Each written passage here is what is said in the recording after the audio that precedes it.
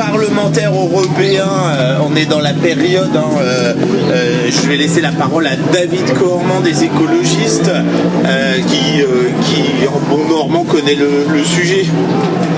Par contre, c'est pas peut-être pas un quick, peut-être pas un cœur, c'est vraiment non, un projet que soit clair. Bonjour, d'abord je voulais vraiment te remercier Guillaume et l'ensemble du collectif pour le travail extrêmement solide que vous fournissez maintenant depuis des années et qui illustre à quel point ce combat, la lutte sur ce combat s'est élargie depuis maintenant 10 ou 15 ans et ça c'est quelque chose qu'il faut souligner. Je vais prendre les lunettes européennes, même si étant local, c'est un combat qui m'est familier depuis 25 ans que je suis adhérent du parti dans lequel je milite. Se rappeler que c'est l'Europe, avec la protection de Natura 2000, qui avait imposé à l'époque à la métropole qui était favorable à ce projet de changer son tracé. Ce qui a largement d'ailleurs contribué aussi à élargir le front anti-autoroute. Sur les questions européennes, vous savez que pendant cette mandature, l'Union européenne s'est dotée de ce qu'on appelle en bon français un plan vert, un Green Deal, qui pose un certain nombre d'objectifs en termes de réduction de gaz à effet de serre.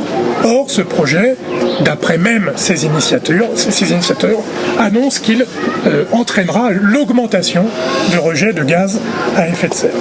Deuxième élément sur la qualité de l'air. Vous savez que la France est régulièrement condamnée à cause des mauvaises qualités de l'air dans ses agglomérations et dans ses métropoles, au regard des règles européennes. Or, ce projet, au regard, et ça Guillaume l'a bien développé, au regard du budget de ce projet, il y a beaucoup d'argent qu'on peut mettre, on peut faire beaucoup mieux en investissant cette même somme, ou à peu près cette même somme, sur des projets de transport collectif structurants qui, eux, auront un impact sur l'amélioration substantielle de la qualité de l'air. Je vais être bref parce qu'on est nombreuses et nombreux à intervenir, mais j'aimerais mettre l'accent sur des éléments de contexte récents qui sont évoqués depuis quelques jours, qu'est la situation financière de notre pays. Vous savez peut-être, même si on est contre ces règles budgétaires, que la France, comme les 26 autres États de l'Union européenne, doit respecter des règles budgétaires. Et d'ailleurs, le gouvernement, par ses représentants au niveau européen, c'est d'ailleurs pas les seuls, ont voté pour le retour de ces règles budgétaires de pas plus de 3% de déficit.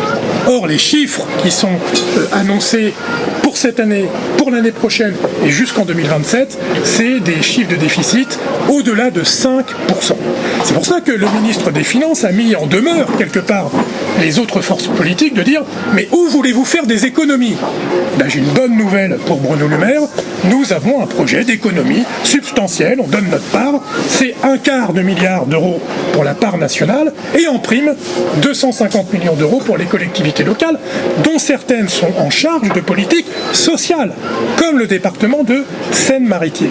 Donc là, il y aura une inconséquence, en plus de tous les arguments que nous répétons depuis des années, il y aura une inconséquence budgétaire, financière à s'entêter dans un projet hors de prix qui n'améliorera pas le quotidien des habitants de notre région, de notre métropole, de nos départements. Donc merci encore pour ces combats. On lâche pas l'affaire. On espère que le ministre des Transports va saisir la balle au bon pour sortir par le haut de cette affaire, mais qu'il sache qu'il n'y aura pas de consensus en faveur de ce projet et qu'il ne décrétera pas de consensus. Et nous ferons tout ce que nous aurons à faire pour que ce projet ne se réalise pas.